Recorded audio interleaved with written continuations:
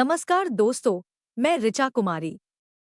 आज मैं संभल में चल रहे एक ऐसे गैंग के बारे में बताने जा रहा हूँ जो पूजा और धनवर्षा के नाम पर गरीब और अमीर घर की लड़कियों को अपना निशाना बनाता था, जिनकी उम्र 18 साल से ऊपर हो। फिर इनके साथ वह रेप जैसे कांड भी करता था। आखिर कैसे इनको तांत्रिक और धनवर्षा के नाम पर लूटा जाता था, वह सब कुछ डिटेल में बताने वाला हूँ।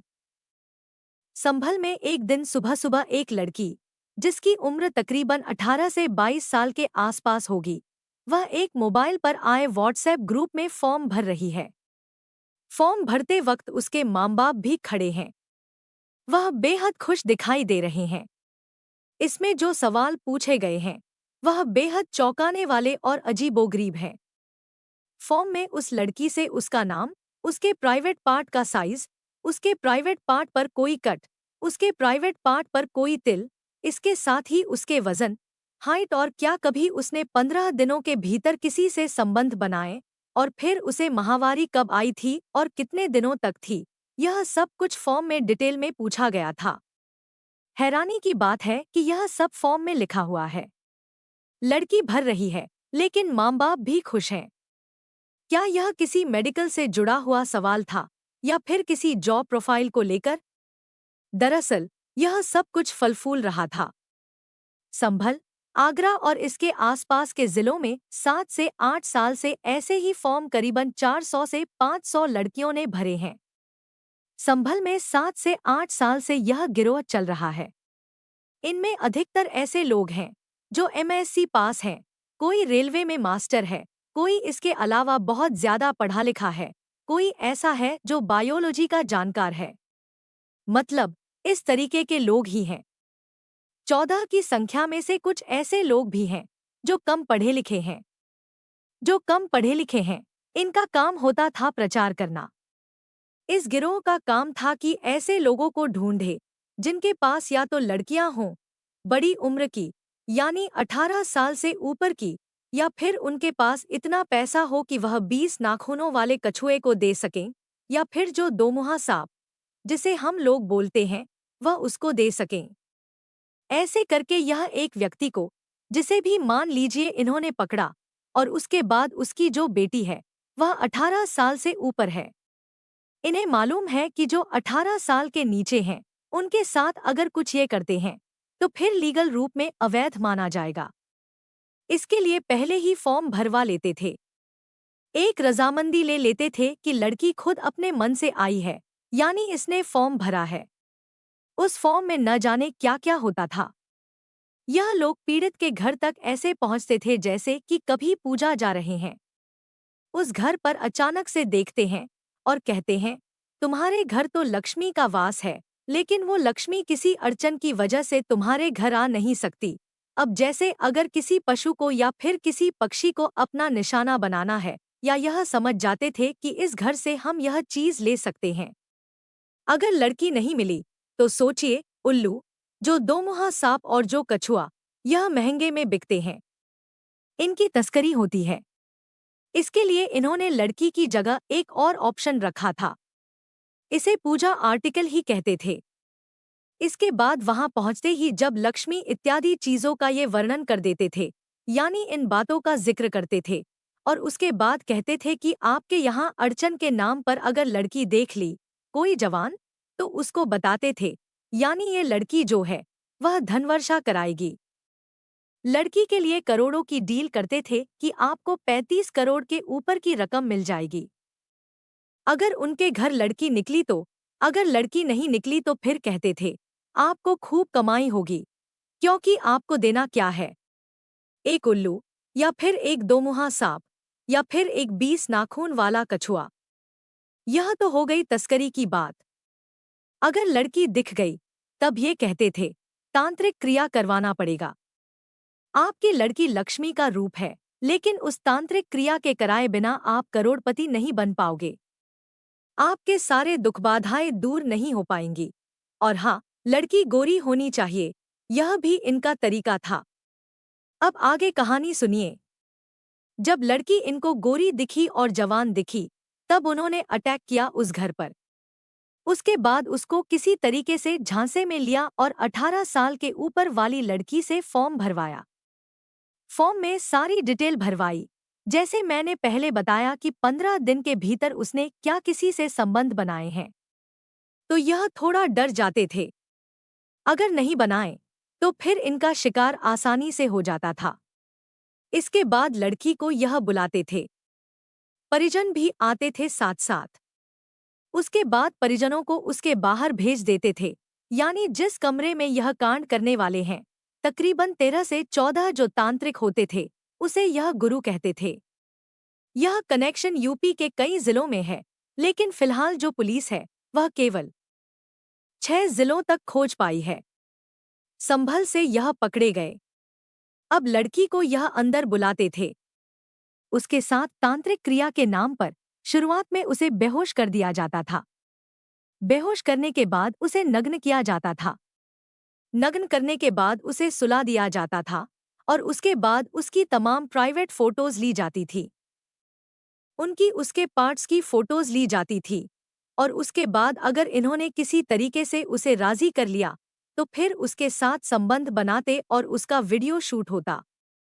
अगर वो राजी नहीं होती तो बेहोश करने के बाद उसके साथ तमाम वो चीजें करते और उसका वीडियो बना लेते थे। वीडियोस को मोबाइल फोन में सेव कर लिया जाता था। लड़की जब तक होश में आती उसे कुछ भी पता नहीं होता कि आखिर उसके साथ हुआ क्या है। कुछ लड़कियों को अगर पता भी चलता था या कुछ फील भी होता था तो वो चुप हो जाती थी, जो कि ज्यादातर लड़कियां गरीब घरों से होती थी। इनका पहला कनेक्शन ये होता था कि अगर कोई पशु है तो वह अमीर के यहाँ से लेना है, अगर कोई गरीब है तो उसके यहाँ से उसकी लड़की उठानी है, लेकिन लड़की ठीक ठाक होनी चाहिए। कहानी आगे बढ़ती है। इन्होंने तकरीबन, जैसा कि मैंने पहले बताया, 200 से ऊपर यानी 250 के आसपास इनके वीडियोस जो हैं वो उनके फोन में मिले हैं।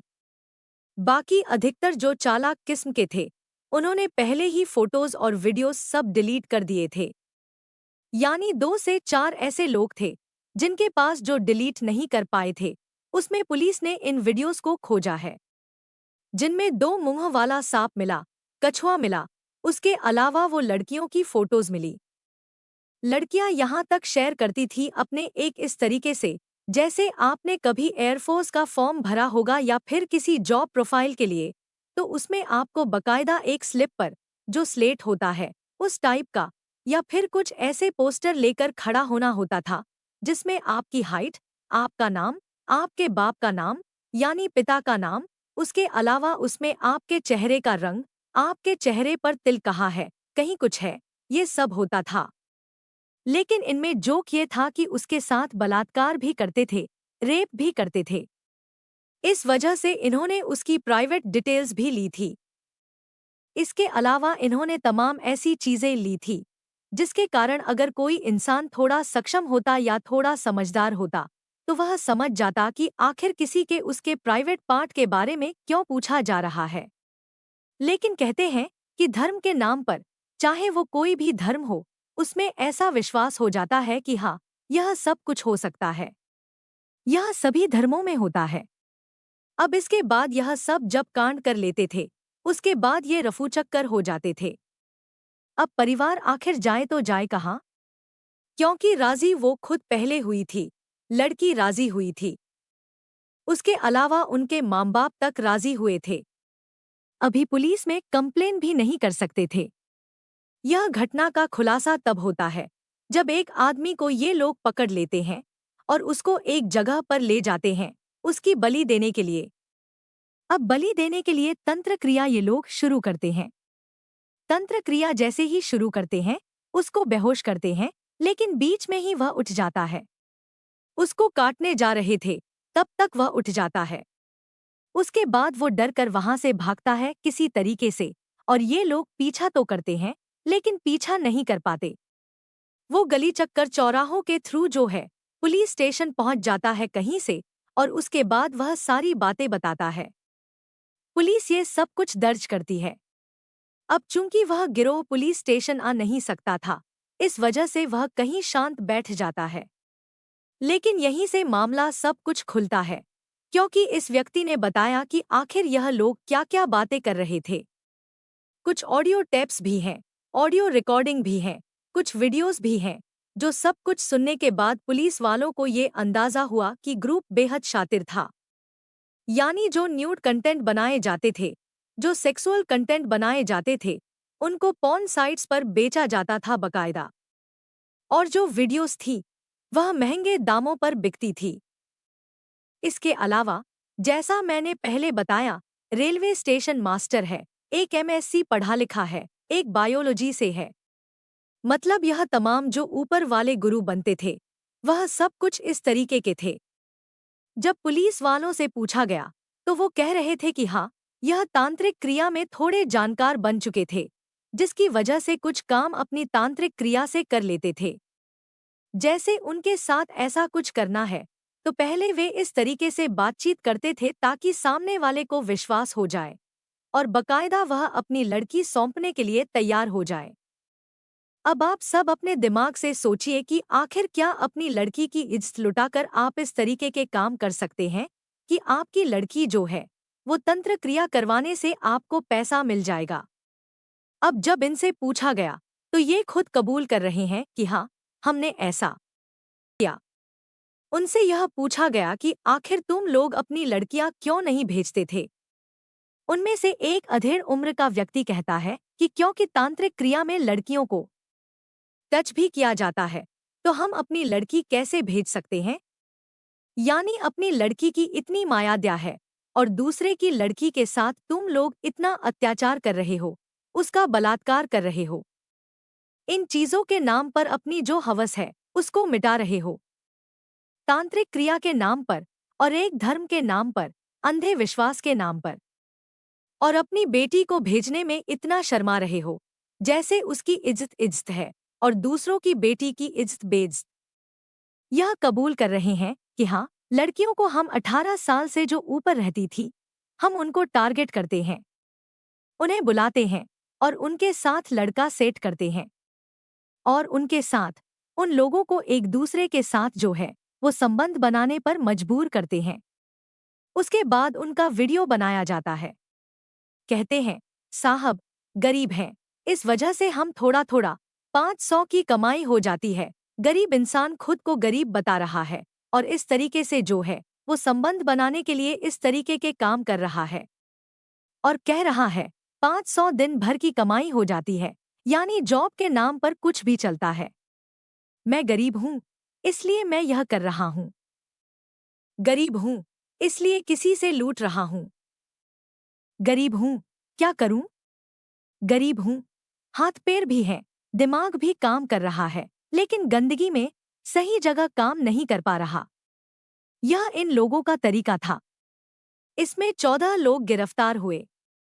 संभल पुलिस क्या कह रही है? हम थोड़ा थोड़ा आपको सब कुछ देते हैं। बहुत बड़ा गिरोह, जिसे धनवर्षा ठगी गिरोह के रूप में जाना जा सकता है। इस गिरोह के कुल 14 लोगों को गिरफ्तार करके आज पुलिस द्वारा जेल भेजा जा रहा है। यह इस तरीके से काम करता था कि ये सर्वप्रथम इसकी 3 चेन है, जिसमें एक को आर्टिकल कहते हैं, एक को मीडिया कहते हैं और एक को कारगर कहते हैं।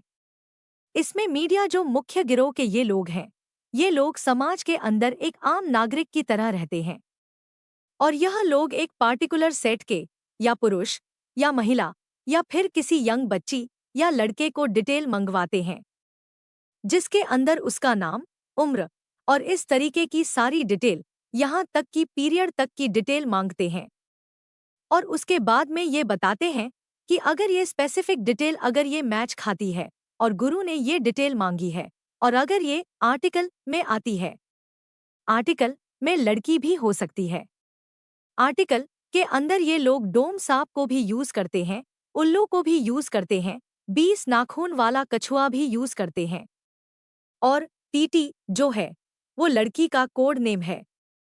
अगर इनमें से कोई भी आर्टिकल जो बताएगी स्पेसिफिकेशन के हिसाब से मिलेगा, तो गुरुजी उसके ऊपर फिर तंत्र याचना करते हैं। पैसों से भरा हुआ पूरा कमरा इस टाइप का दिखता है और वो धनवर्षा की वीडियो बताते हैं। उससे लोगों को वो वीडियो दिखाने के बाद में महिलाएं यहाँ पर अन्य लोग इस लालच में आ जाते हैं और यहाँ तक कि जिन लोगों का शोषण होता है वो लोग भी स्वयं इसमें पार्टिसिपेट करने के लिए पैसे भी देते हैं। तो अपना आर्थिक शोषण भी होता है उनका और शारीरिक शोषण भी होता है। गैंग जो है पिछले 7-8 साल से ऑपरेट कर रहा है और इसमें कई दर्जनों लड़कियों के शोषण होने की बात प्रकाश में आई है। अभी तक पुलिस को एक लड़की का ही स्टेटमेंट मिल पाया है। पुलिस द्वारा प्रयास किया जाएगा कि अन्य जिन लोगों के साथ शोषण हुआ है उन लोगों की डिटेल प्राप्त हो। इस वीडियो को कमर्शियली बेचते भी थे। साइट पर अभी तक इसके किसी वेबसाइट पर अपलोड करने के एविडेंस नहीं है, लेकिन इनके द्वारा बताया गया है कि इन्होंने कई जगह पर ये वीडियो वेबसाइट पर अपलोड करने के लिए दिए। इनके पास से जो बहुत कम पाए जाते हैं ऐसे कछुए वो बरामद हुए हैं। 2 मुंह वाला सांप बरामद हुआ है। इसके अलावा ढेर सारी वीडियोस, जैसा मैंने आपको बताया न्यूड वीडियोस, उसमें सेक्सुअल कंटेंट है जो ये बेचते थे साइटों पर, वो सब कुछ है। इसके अलावा कई ऐसे उपकरण बरामद हुए जो तांत्रिक क्रिया में प्रयोग किए जाते हैं। यह सब कुछ करते थे। इसके अलावा एक बनारस से भी इनका गिरोह वो आगे आने वाले समय में फंस सकता है, क्योंकि खुलासे जब होंगे तो हो सकता है कि इनका सरगना कहीं अंतर्राष्ट्रीय तौर पर तो नहीं, क्योंकि जिस हिसाब से इनका दिमाग था वो दिमाग कहीं न कहीं। यानी देखिए, आप एक 18+ ईयर वाली चीज की 18 साल से पहले की लड़की को अगर हम राजी कर लेंगे और उसके साथ अगर हम संबंध बनाते हैं तो फिर हम फंस जाएंगे पॉक्सो एक्ट के तहत।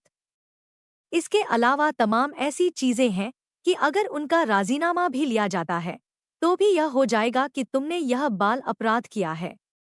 इस वजह से इन्होंने 18 साल से ज्यादा जो लड़कियां हैं जिनको मान्यता है कि उनकी अगर कहने पर आप ऐसा कुछ करते हैं तो ठीक है, लेकिन उसमें भी बड़े क्लॉज हैं, अभी उसमें फंस चुके हैं।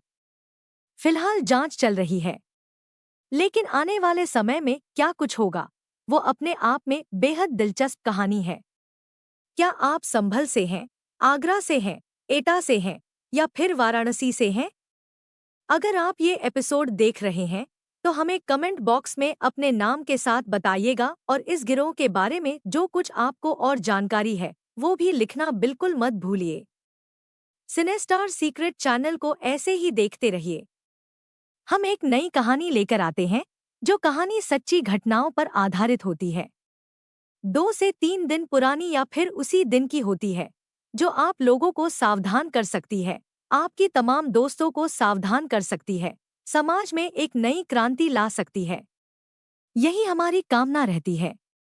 इस कहानी को सुनाने का मेरा मकसद लोगों को परेशान करना या दिल को ठेस पहुंचाना नहीं है, बल्कि लोगों को जागरूक करना है। समाज में जागरूकता लाएं, अपराध से बचें और दूसरों को भी सावधान करें। एक सुरक्षित समाज हम सबकी जिम्मेदारी है।